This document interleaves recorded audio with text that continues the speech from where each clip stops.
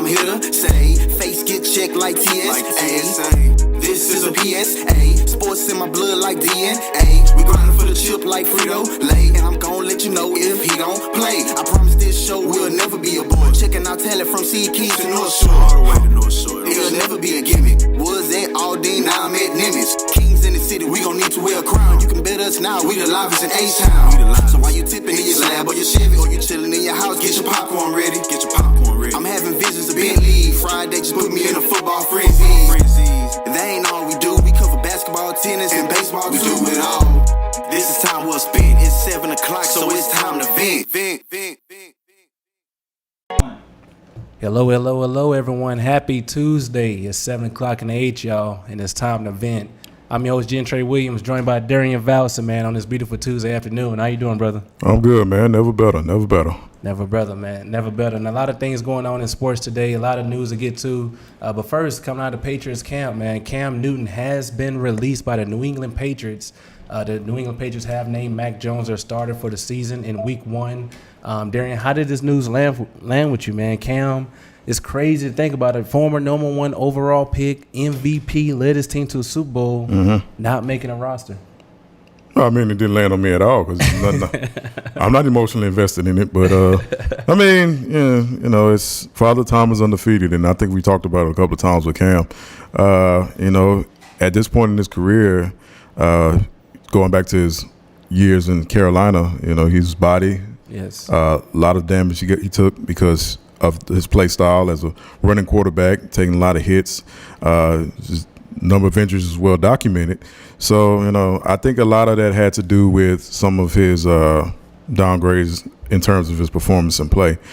And going back to, you know, going further into his time with New England, I don't know. It just seemed like it wasn't too much of a fit. I mean, when he made the signing there to go there, I was happy for him at first. Yeah, I mean, he was happy because, I mean, you'd be happy for him because he got another opportunity once Carolina had kind of pulled the plug on it. Right. But I think a lot of people were kind of like skeptical because, you know, it seemed like it was a different shift of culture because you have the Patriot wave that with Tom Brady for so long, the accuracy, the not so much on the big plays from the pocket, but, you know, more like the getting the balls to the playmakers and the defensive plays and timing. And, you know, Cam really never been that type of player. He's always a big play guy, whether he's making it with his arm or his feet. He's more of an ad-lib type player. Exactly. So it was kind of like a culture clash there. Right. So, I mean, from what Belichick and Cam have been on record for saying, you know, they've had a great relationship.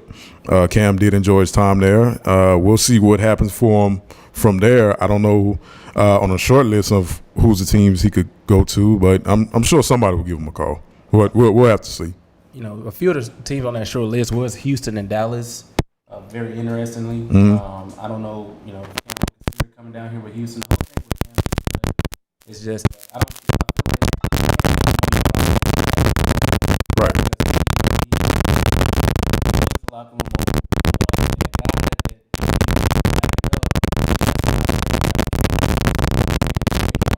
Well, yeah, but if Cam Newton in 2021 though, I mean, you talking Cam Newton 2015, and obviously, yeah, but I think, you know, once again, Father Time is undefeated, so.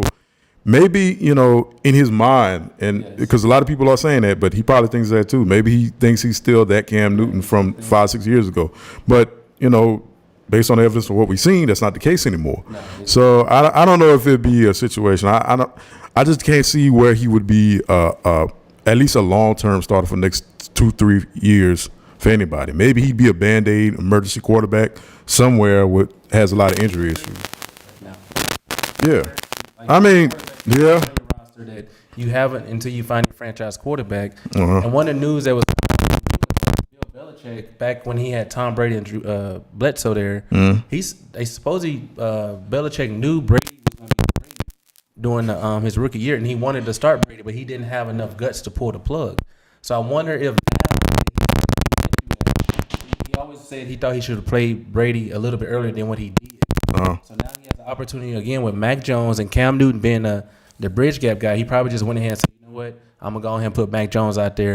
This could be a year that he learned the system. He's probably come out the water, you know, have a few bad games, but once he get his feet wet, he probably be all right. Well, that's nice to think of first and foremost, but I also want to be sure to make clear that sometimes you ain't gonna, you ain't gonna, lightning ain't gonna strike the same place twice. Right. I think that's how the saying goes, right? Yeah, So, Tom Brady. yeah, not quite saying that, but I understand his line of thinking. I didn't know that personally about him seeing Tom Brady. I know once Brady had, took the mantle and Bledsoe, when he got hurt, because obviously everybody knows the story. Well, most people.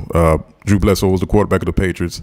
He gets hit on the sideline in a regular season game. I think it was like week 3 by the New York Jets' Mo Lewis, which knocks him out. And then Brady takes over, and then the rest is history. But as Drew Bledsoe had got healthy, it was a huge debate as to whether, who should start, because Drew Bledsoe, a lot of people, it will remember Drew Bledsoe was pretty good himself for many years. Yeah, he actually got them to a Super Bowl, 96, where they played the Packers. So it wasn't like he was, chopped liver. He was a legitimate franchise quarterback.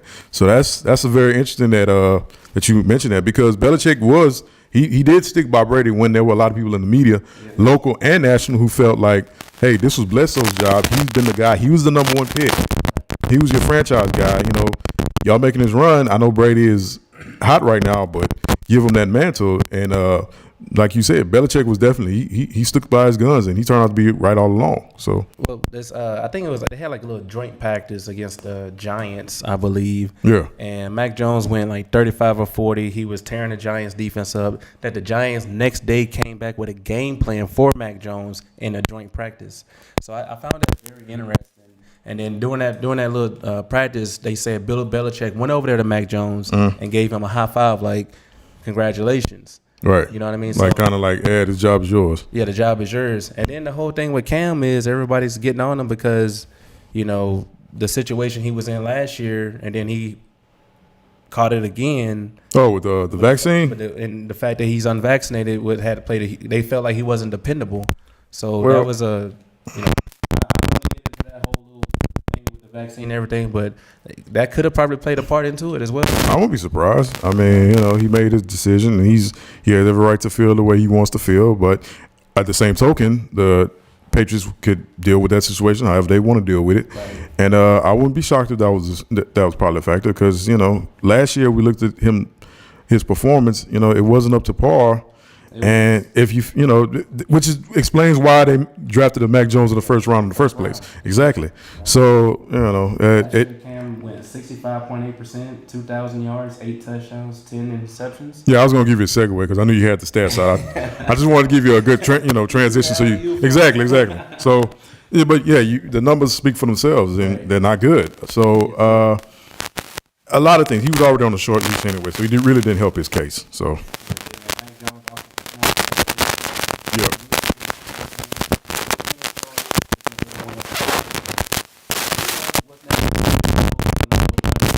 Probably will. Injuries happen. We'll see.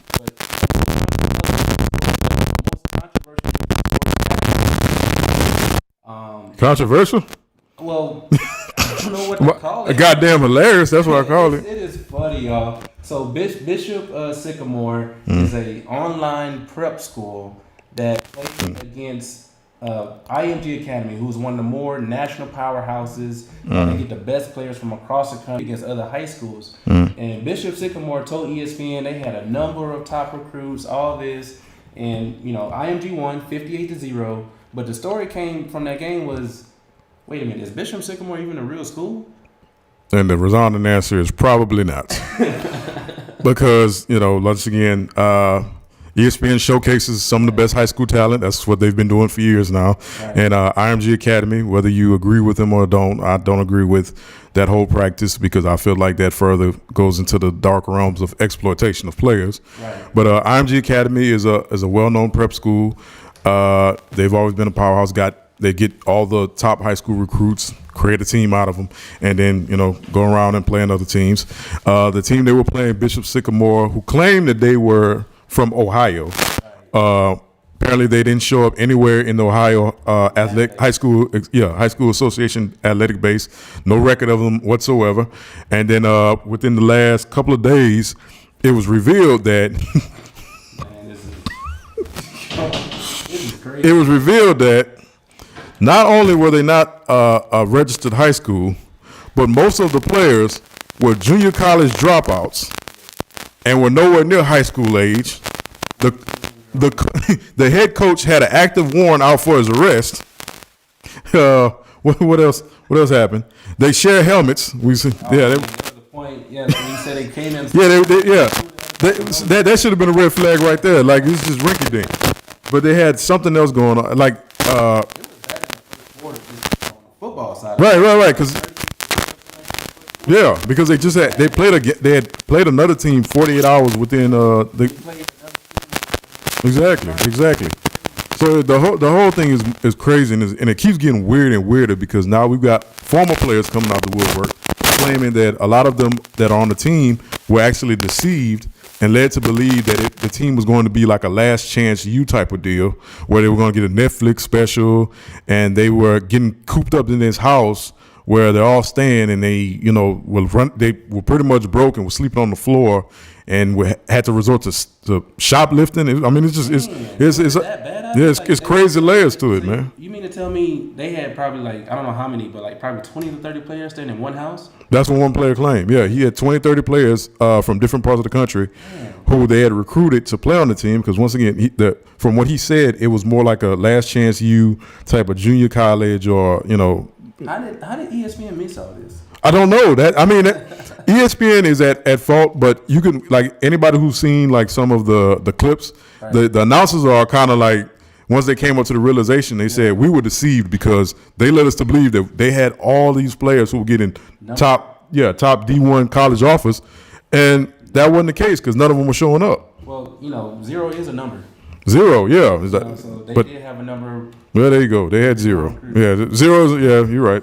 But I mean, it was just it's all our craziness, and the crazy thing is more stuff is coming out seemingly every hour. Right. I mean, probably while we're doing this show or while we were setting up for production, more stuff is going. So it's going to be something it's going to be something more within the coming days. I'm more than sure of it because this is too crazy. But let me just make this one point: as irresponsible as ESPN was, IMG Academy deserves some blame as well because you put them on the schedule. Yes, you didn't do your due diligence for the safety of those high school kids because you literally had them out there playing grown men.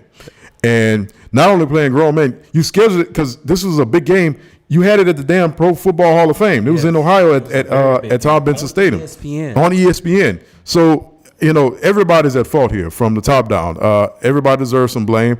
I don't know what's going to happen. From what I read, they were supposed to play, was Duncanville out in Dallas? They're still going to play on. No. They canceled the game since then. Oh. Yeah, they canceled. I seen the report. Okay, so, I'm assuming this team's going to be this team's got to be dissolved because they can't run through no high school schedule seeing as grown men, even if they suck. Prep schools are like there's a lot of prep schools that do that. They have guys that are a little bit older and they're playing against. Yeah, but I'm hearing like 25, damn near 30. All right, we could have been out there, man. Oh, that's not good. Yeah, I could have been in the backfield while you doing that 4 technique in between the B and C gap, man.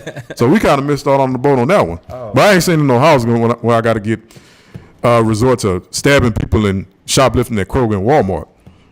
I'm a little too high class for that, man.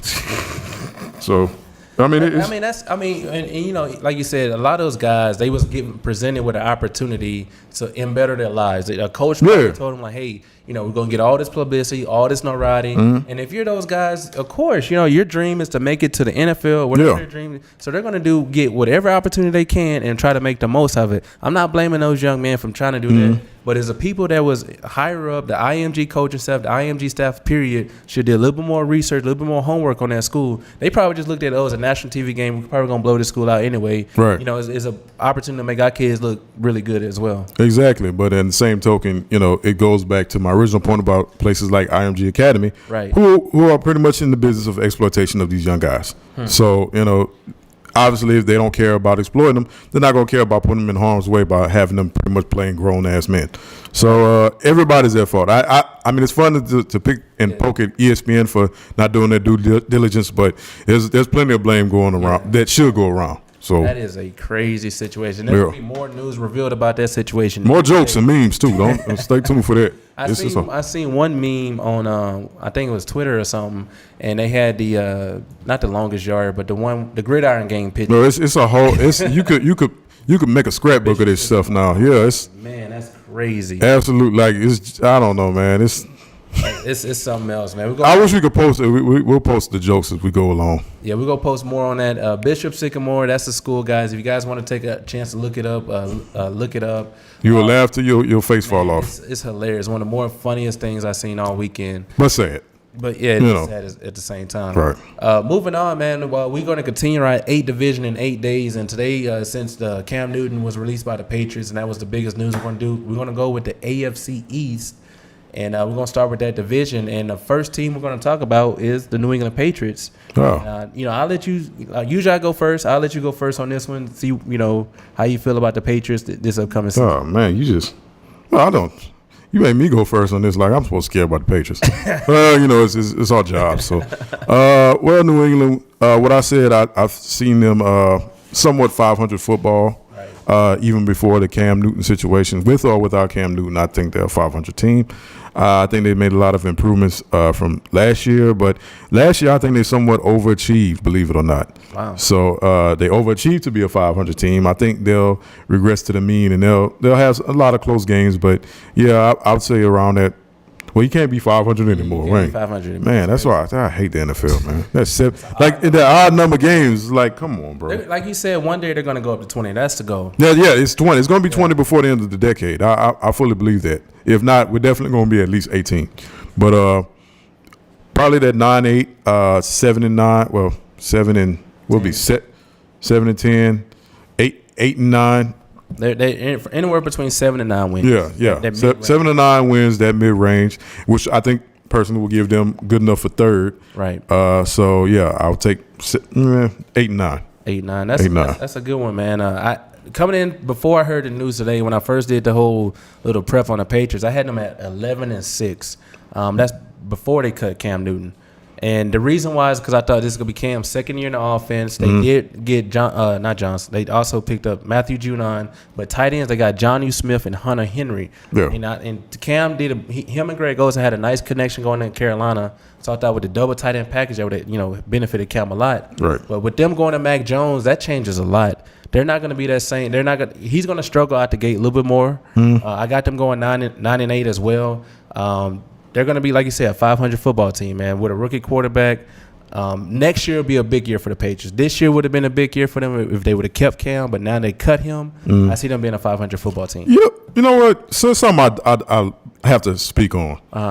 Why do people, whenever you say a quarterback's going to struggle, and that quarterback, because it's like just with Justin Herbert last year, right, when people said they thought he was going to struggle, and he turned out to break out and was rookie of the year. I mean, to me, I think that's honestly, if you're a quarterback who does amazingly well as a rookie, that's not the norm. I mean, I think it's a rational thought to assume that every quarterback is going to struggle right out the gate because it's the NFL. It's a new speed. It's a new lifestyle. It's a new type of game, and a new, you're playing grown men. Right. So, I just need to speak on that because most people, whenever they, say Mac Jones plays amazing, plays well, you're gonna, people saying, well, nobody believed in him.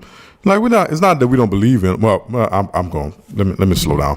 I don't believe in him. I was never a Mac Jones fan, but he is in a perfect situation. Him and Trey Lance landed in the 2 best spots out of all the rookie quarterbacks. Sure. So that means a whole lot. Being in the right system, being with the right coach, that does wonders for people. So I think where he's at, this could give him the best chance to succeed. If he can't succeed there, I don't think he'd be able to succeed anywhere else. Right. So I'm going to let him have his rookie struggles, and I'm going to go along with that. I'm not going to say he's going to not be rookie of the year, but right, I'm going to be rational about it. So if you look at the opening games, there's 3 of his first 4 games. Those defenses, you got to go against Flores and Miami. The very first game of the year, that's a defensive oriented team for a rookie quarterback. I don't know how that's going to go. Then he gets at New York. That could be his coming out part. That could be when Mac Jones wows the Patriots. Another rookie quarterback who's having who might struggle. Yeah. But then look at these next 2 games. He got to go against New Orleans in that pass rush. That's not gonna be fun. And then Sure. you got to go to Tampa Bay and Todd Bowles in that defense. That's those 3 of those first 4 games gonna be very rough for Mac Jones. Very rough and very critical as to how the rest of the season is going to go for the Patriots. Right. But I will say they will be battle tested. Now he's going to get the best defense he's going to see for the rest of the year. He's going to get those out of the way, except for Miami because they're going to play him again. You gotta play but I think those 4 games, and that you can say that for a lot of teams. The first 4 games are always a good barometer of how you're going to do for the rest of the season. So we'll see. I think we're on the same ballpark, 8-9, 9-8. So I think they'll finish third. I have them third. Yeah, I also had them third in that division as well. Right. Moving on, man, we're gonna go to the Miami Dolphins. Okay. And this is one of my surprise teams this year. Last year, Brian Flores did a very good job with Miami. I think they did really good in the draft, also as well as free agency. They picked up Will Fuller, and they also got Jalen Waddle. So they got a lot of speed on the perimeter. We all know Tua, he doesn't have the strongest arm, but he's pretty accurate. So if he could get the ball in no playmaker hands, they could do a lot of good things for him. So I got the Dolphins. When I was still doing that schedule, I was like, man, I got them going 12-5.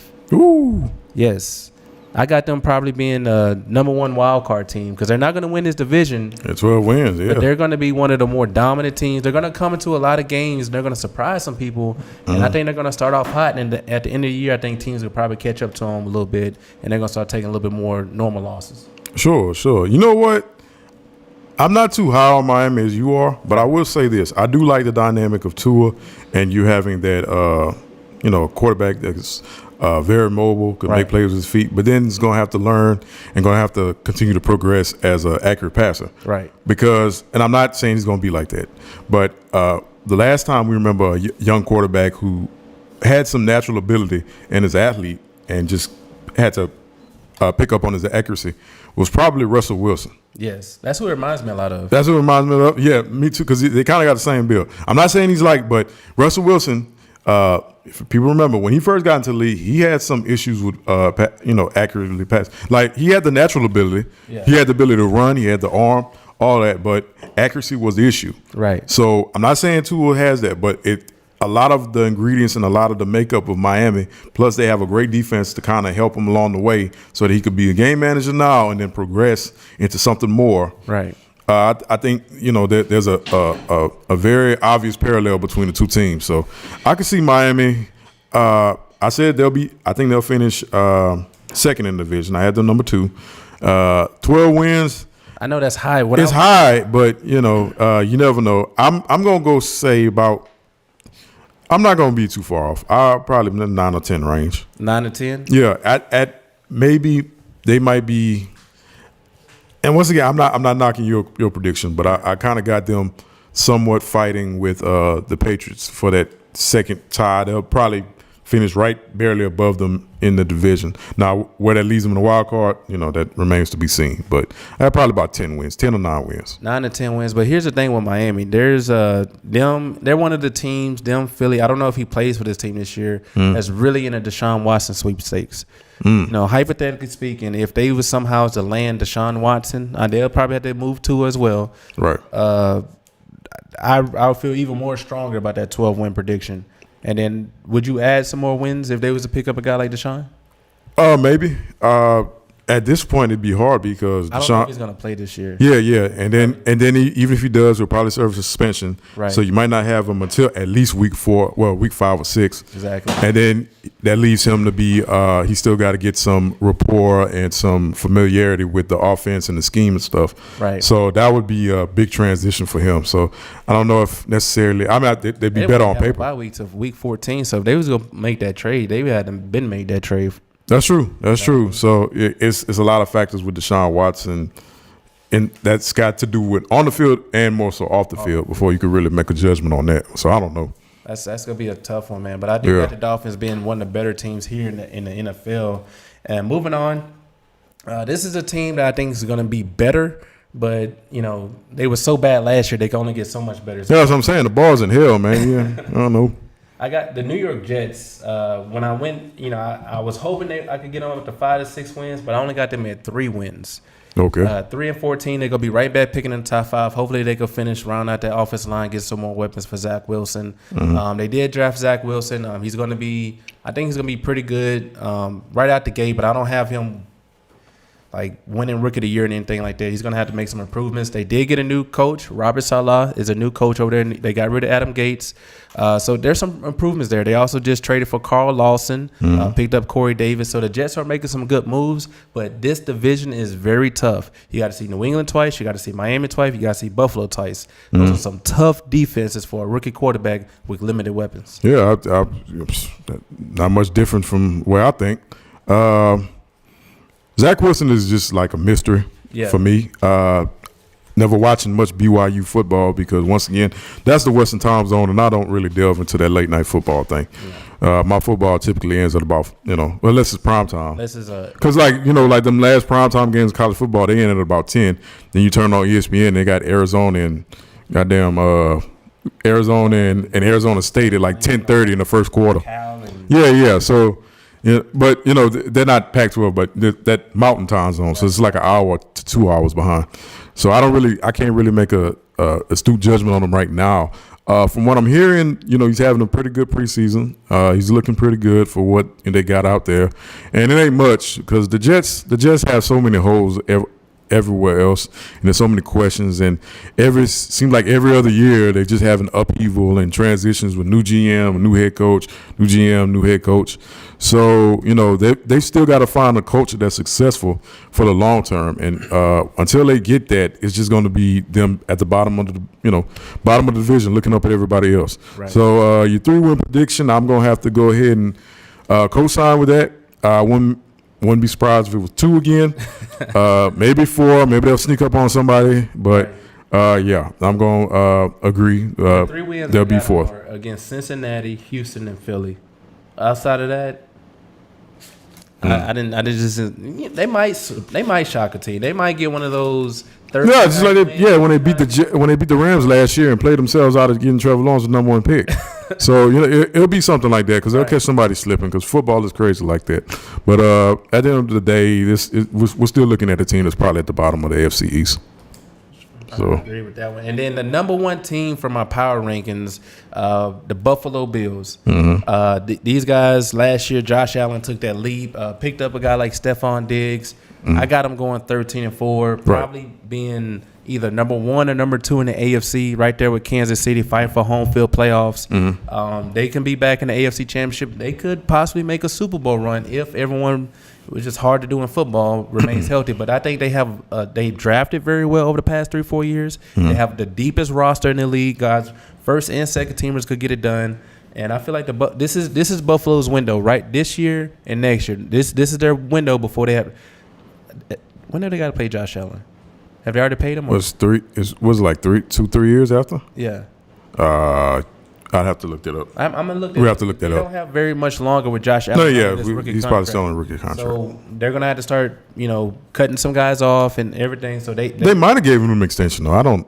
That we're gonna have to. Yeah, it's time for research time, man. I'm gonna do some research on that. More research, but if anybody knows, just answer. This is Josh Allen's best chance to win a Super Bowl within the next couple of years. While the Bills have this current roster. I agree.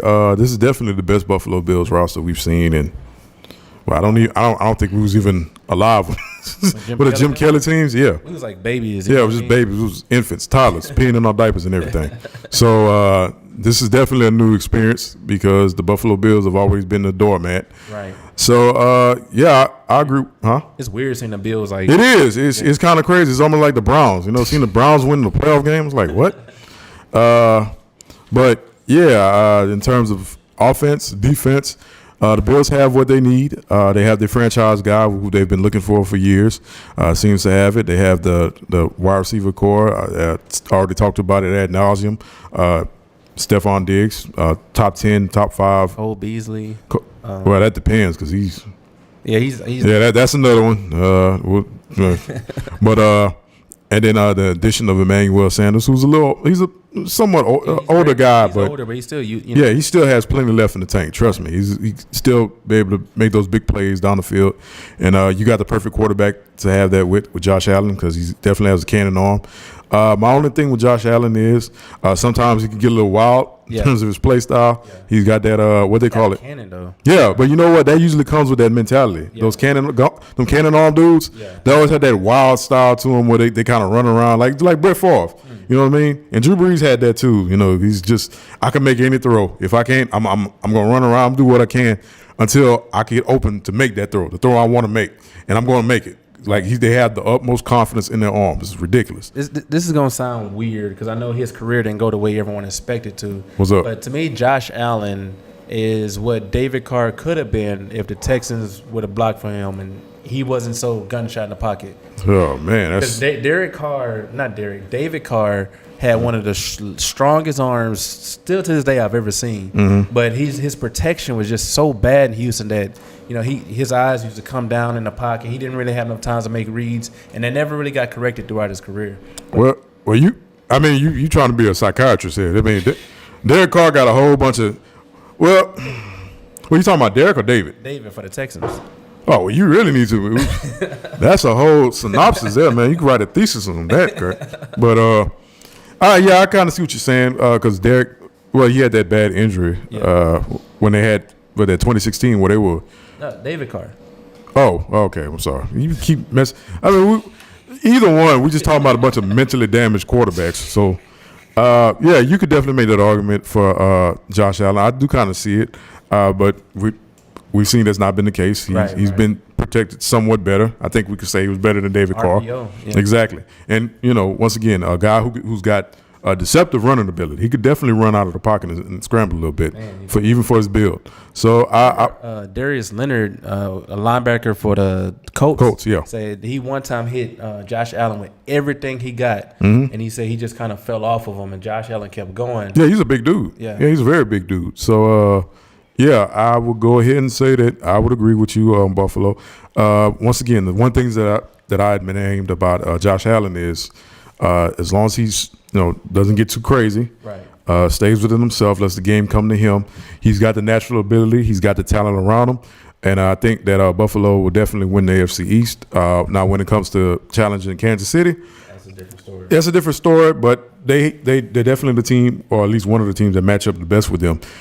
And, hey, any given Sunday or Saturday, whenever they decide to play the playoff games, you never know what could happen. Right. You catch any team on a bad day, hey, Super Bowl. Would you say they have one of the better cornerbacks than Tre'Davious White in the entire league? No, because that would be biased to me. Trey White is definitely one of the, obviously, one of the top defensive backs because he comes from the factory of defensive backs. So, yeah, I would agree on that. But defensively, I think top to bottom, they're solid there too. So I'm going to go ahead and say Buffalo will be number one. You said how many? 12 wins? I had them 13-4. 13-4. You know what? I roll with that 13-4 as well. Yeah, 13-4 as well. So far, do the entire. Yeah, I've been. It's just not been enough controversy, man. I don't know if we should have did this. Do the entire jump. We've been like agreeing on the records. Yeah.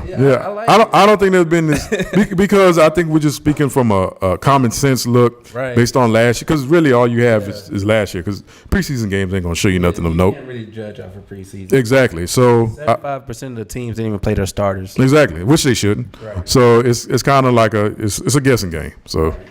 Total guessing game from there. Exactly. And as again, man, this is the event. This is about you guys as well. Comment down below some of the things you guys have been noticing in sports that you'd like us to bring to the table. This weekend, man, we covered the No Excuses Pro Basketball Tournament, in which Competitive Choice walked away as the champions. They won the tournament. Yep. It was some really good basketball. Shaquille, what's his name? Shaq Burrell. I was about to say Shaquille O'Neal. Shaq Burrell. That guy was phenomenal throughout the tournament and throughout the entire tournament. What's some of the things you've seen that this weekend, man, that kind of caught your attention? Plenty of basketball, man. I was working the camera, so yeah, I agree. Well, it was from what I understand, it was a 2-day tournament. I didn't attend the first day because of other obligations, but. I mean, the second day, it was a good competitive game. It was double elimination from what I thought. It was double elimination until the championship. Which, not knocking nobody. I'm wondering, well, what's the point? You know what I mean? Because, if you're going to do double elimination, the team that wins all the games, you should have to beat them twice before So, it was still great basketball. They won every. Yeah, competitive choice. Congratulations to them. They kind of got a little bit of get back on Flight 713 from the 713 had the squad out there. Yeah, but they kind of had them losing the first kind of screwed them over because I think they had to play like 3 straight games up to the championship. Yeah, they played 3 straight but it was competitive. Yes. They stayed competitive with competitive choice. No pun intended. But it was once again another great outing, another great tournament. Mr. Casey Williams put on a great show this year. It's been an honor and a privilege to work with him.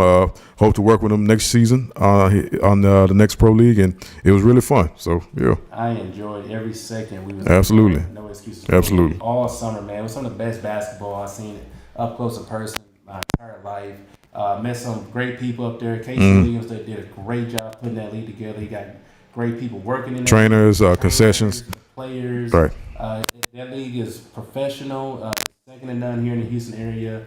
We're looking forward to being right back out there next year, man. They have something very special going on in the next league. Been a great partnership. Yes, sir. Yes. And also this weekend we did the St. Thomas versus Kincaid football game. Not Kincaid. Needville. I don't know why I said Kincaid. Because they played Kincaid the week after next. Yes. And that was a really good football game, man, that we did. It was back and forth. One of the best kickoff returns I've seen throughout so far. The guy took it back. They're in the third quarter, man. And then they're also in the third quarter, St. Thomas had a long touchdown run. The guy hit him on the left side of the field, and he just broke it. They had some good football players. Yeah, it was really fun, competitive game. Great to see Friday night football in Houston, Texas. It was a great night. They had a packed crowd. Yeah, it was packed. It was in there like some sardines, man. So, and with good reason because it was a great game between 2 really good teams. Yes. Great back and forth. I think it was 14-14 tie at the half, and both teams played great defense. Both teams played great offense. It was 28-35 was the final score. It was just a well played game. So good quarterback play. Great quarterback play on both ends. I don't know too much about Needville. St. Thomas has a bunch of great guys, good talent, particularly the quarterback position. Because you haven't shut up about that quarterback since we left. So he played well. Man. He played great. Yeah, he played great. Some darts out there. Exactly. So. We're looking forward to our continued partnership with St. Thomas High School there, too. They've got their next game out, actually in Frisco, Texas, northern suburb of Dallas, where they're going to be at the Ford Center, which is actually the Dallas Cowboys practice facility, where they're going to be playing John Paul III. So that should definitely be a good game. Exciting, man. That's definitely going to be a good game. So, high school football, man, you just love it. You love it. Speaking of football is back this weekend, man. Yeah. I just talked about high school, man. That's still football. You talking about college and college, that other stuff. Back into that Monday night. Then you got Thursday night. Then you got Saturday of football. Then you got Sunday of football. This is my favorite time of year for sports. Yeah. Oh, just shout out to my mama. Hey, mama, she's watching. Thank you for joining. Yeah. We starting all kind of loopy nights tonight. But it's got a couple college games to go. LSU and UCLA. You got Miami and Alabama. That's gonna be funny. I think that's gonna be. I should say that for another show. But what? Miami and I think that's gonna be a blowout. You think? Yeah, Miami I gonna. think Miami's gonna come. If that listen, it's gonna have to be a different. Miami's going. Well, they did that against LSU. And they fans was talking some hot. And I don't know if my father watches this episode. No. I'm gonna take the bullet, brother. If my father Pop, you know what Miami football is right now. I'm not. Let's not talk about no kind of sugarcoating. We know what they've been. I'm only speaking on the Miami University that we're watching now. Right. If the Miami University we've been watching for the past couple of years plays Alabama, it's not going to be pretty. And that's just just the reality of it. I will give Miami this. I will give them this. They have a glimmer of hope, and the reason I'm probably biased is because they have not only because they have Darrian King. But dual threat quarterbacks do give Nick Saban a little trouble. Sure. Just a little bit. You know what I mean? But I don't know if that's going to be enough to overthrow that powerhouse that Alabama is. Mm-hmm.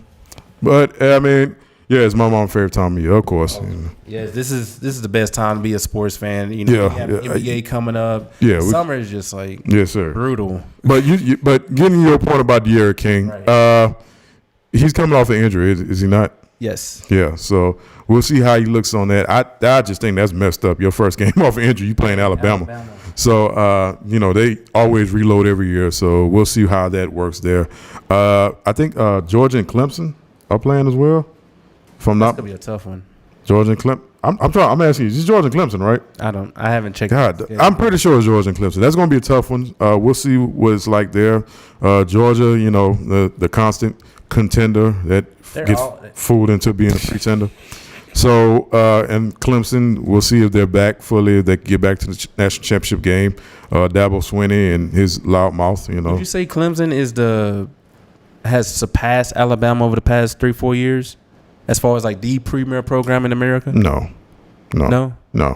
I mean, within the last 5-6 years, they've definitely upped the status as one of the top premier college football. They're but top 3. Alabama is, because not just now, Alabama's always for the past several decades, they had all this tremendous history as a college football program, and they themselves, just like Notre Dame, but unlike Notre Dame, they're winning and a brand. Right. So, not to say Clemson's not really upping themselves and picking themselves up to a higher tier, but Alabama is just is different with them. I feel like Clemson has it too easy in the ACC. I just feel like they don't have to see the same schedule that Alabama sees, and that helps. That helps. Like, they might have 1 or 2 tough games against Florida State or Miami. Mm-hmm. Every now and then, North Carolina be kind of tough, but usually Clemson has an easy schedule. Well, yeah, I mean, it's funny because the ACC, from top to bottom, you look at a lot of those schools.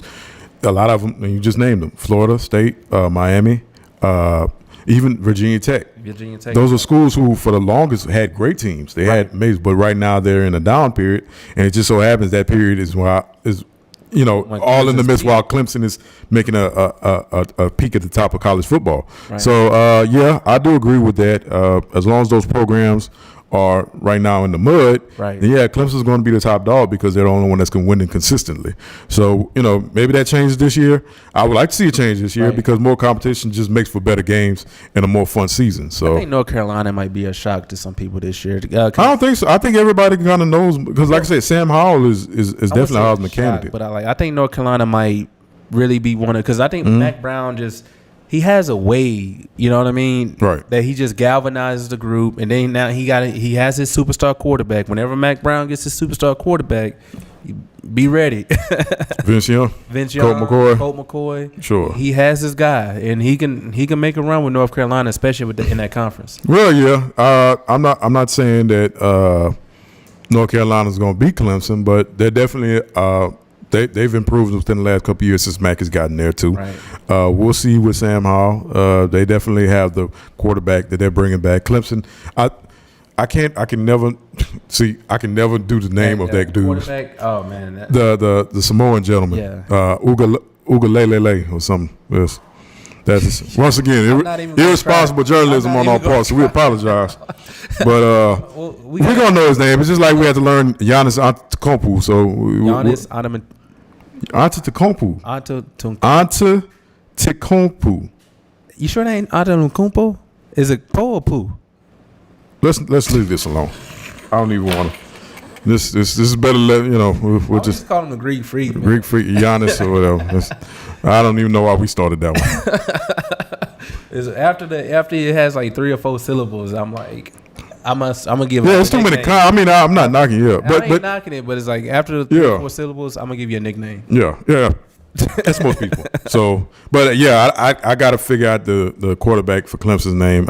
We know him because he played in he's good against Notre Dame. He's pretty good. Finalist. I'm not a finalist, but he's going to be up there, and along with what's his name, Spencer Rattler for Oklahoma. Oh, man, he's the guy this year. Yeah, everyone's talking about Spencer Rattler. He's about to do this and third. Right. I saw a couple of games of Spencer Rattler last year. He's nice. Don't get me wrong. I'm just not sold completely on him. I'm not saying he's going to be bad or anything. No, like that, but I'm not. People saying he's going to be #1 pick, Heisman. Yeah, he was kind of anointed too. Right. Sort of the way that Trevor Lawrence was. Yes. But obviously Oklahoma hasn't won a national title in his freshman year. So, but we'll see with him. I think that Lincoln Riley, he's obviously does so well with his quarterbacks, particularly the offense, that he's going to have something for him that he's in the place where he's going to be most successful. So we'll get the best of him out of there. For your LSU, I'm going to give you an under or over. Under or over 9 wins for LSU this year. Under or over? 9.5. I think 9 is too easy. Well, what's the difference between you going? I'm supposed to expect them to get 9.5 wins. Well, under or over 9.5. I can't predict 9.5 wins though. So you saying either I can say 9 or 10? Do I think they're gonna get 10 wins? Yes, I think they can. Okay. I think. Do I see 9? I do see 9 wins. Okay. 9 wins would be an improvement over the foolishness I seen last year. Well, last year was. But people say, well, don't make excuses. I'm not going to make excuses. I will. Team. Yeah, most of the team left because that we lost more. High draft picks. Mm-hmm. Yeah, all of them went in the first round, damn near. But hey, you still got to play with who's ever in front of you. But I will say, experience means a lot. A lot of those guys are going to be back. A couple of younger guys are going to step in, and they're going to mesh together better with those veteran guys.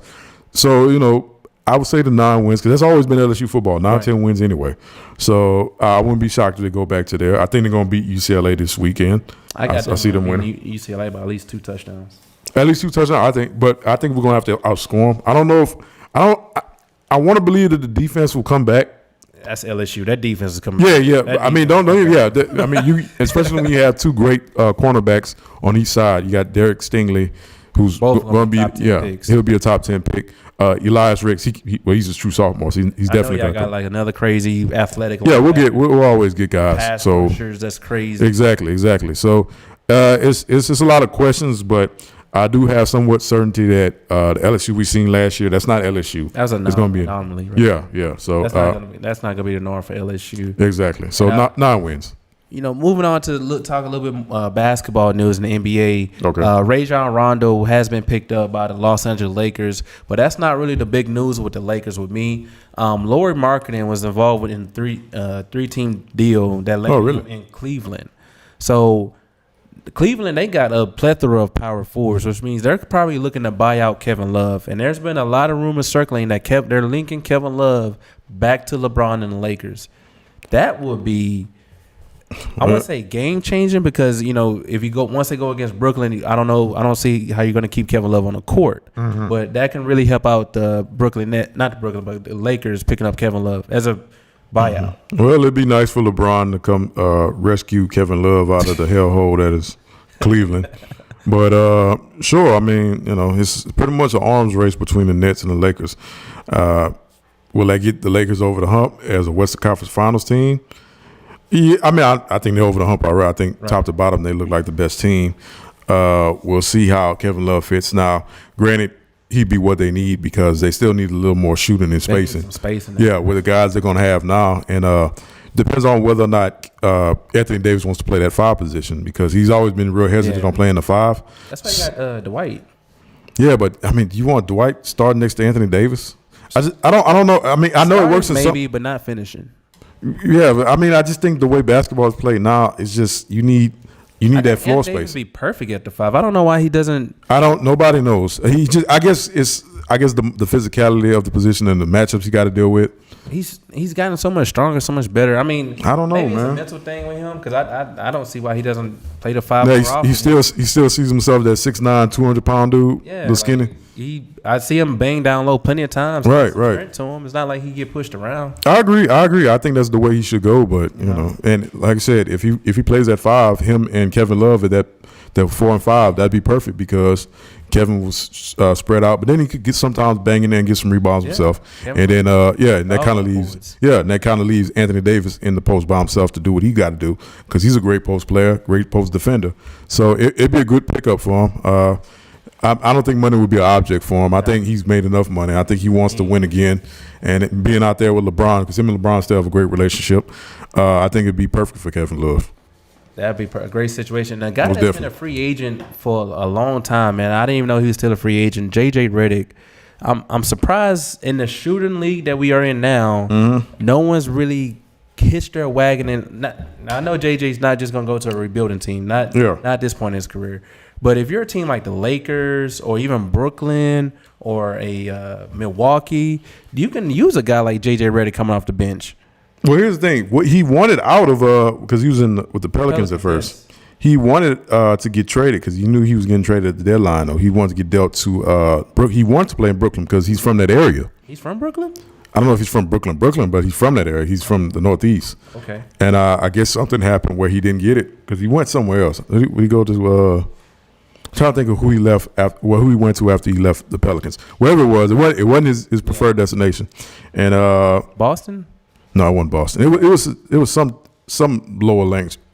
Somewhere where people wouldn't find him. Right. So they're not on TV every week.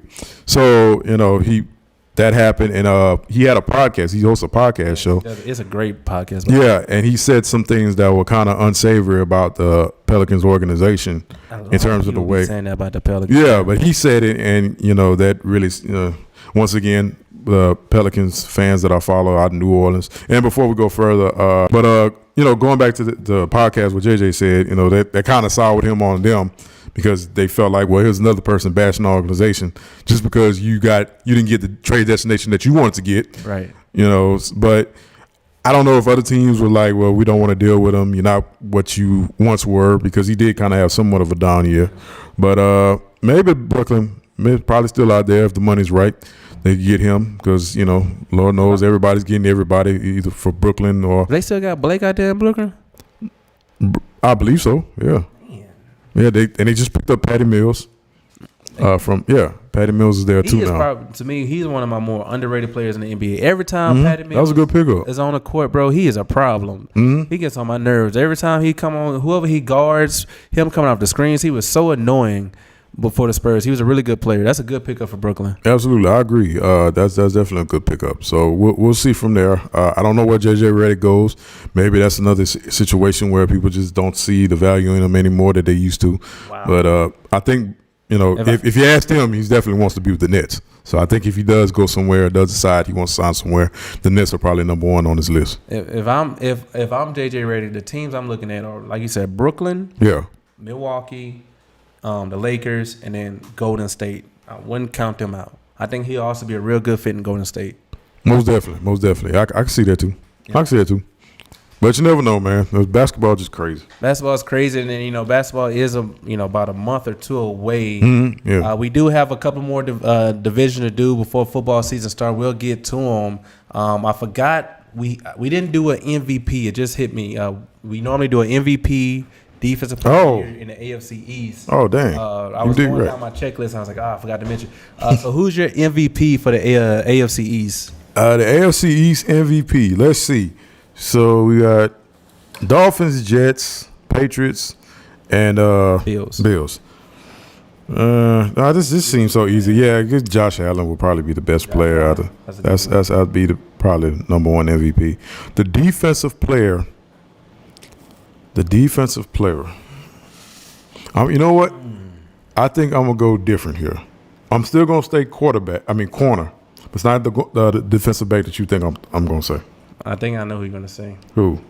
Go write it down. I'm going to see if you're right. Oh, man, dang, you're right.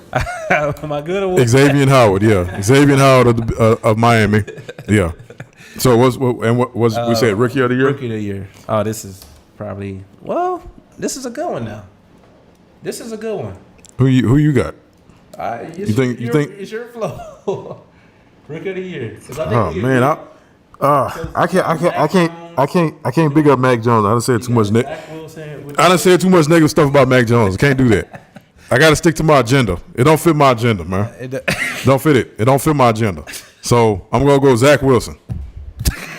What I do? What? Hey man, I got stuff to uphold, man. I got to stick to my guns. Man, I'm not flaking. I agree with you on the Zach Wilson and Josh Allen for MVP of the year. Sure. Defensive player of the year. I like your Xavier Howard pick for the Miami Dolphins, but I'm gonna go with your guy. I'm gonna go with T. White. Okay, that's good. I'm gonna go also secondary as well. Now Mac Jones he can get this Rookie of the Year in general. Because like I said before to start the show, he's in the best I think he landed out of all the rookie quarterbacks, he landed in the best spot in landing with New England. I think Trey Lance is in second. It's because right now New England has the best offensive line, top 5 offensive line in the league. They got a great defense. They're going to be one of the better defenses in the league. Okay. And not only that, he's playing. Josh McDaniels running the exact same system that they do in Alabama. So Right. the language and everything, philosophy, he's going to have the same philosophy he did in Alabama. So it's just going to be a pickup for him, and he's going to be fine. Okay. Well, you made your point. So we could ride with that. So you got Mac Jones? What? So you did all that explaining, now you're going to pick somebody different? I'm going to go with Zach Wilson. Ah, man, I'm getting out of here. End the show. What the hell was all that for? I'll say it's You just sat there. And did you just really just argue against me just to agree with me at the end? Well, because I felt like I'm giving Mac. I'm saying if This is. I'm hedging my bet just in case Mac. That's not a good. That's not. You don't admit people that.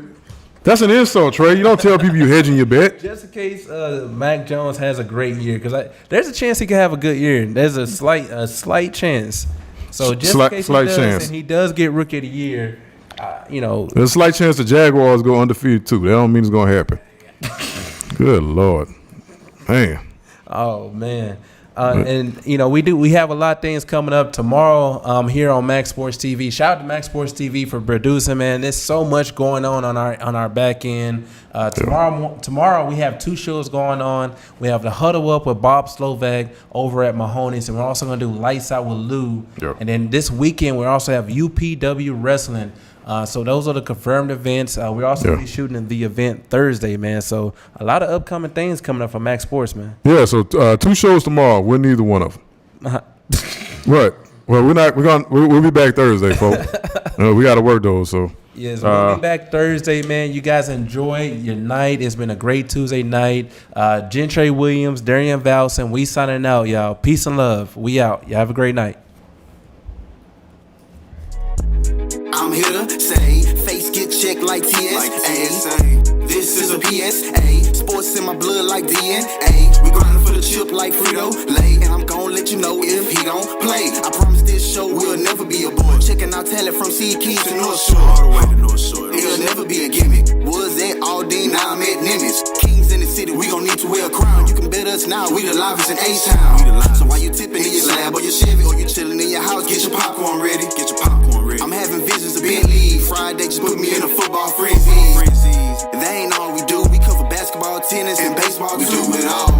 This is time well spent. It's 7 o'clock, so it's time to vent.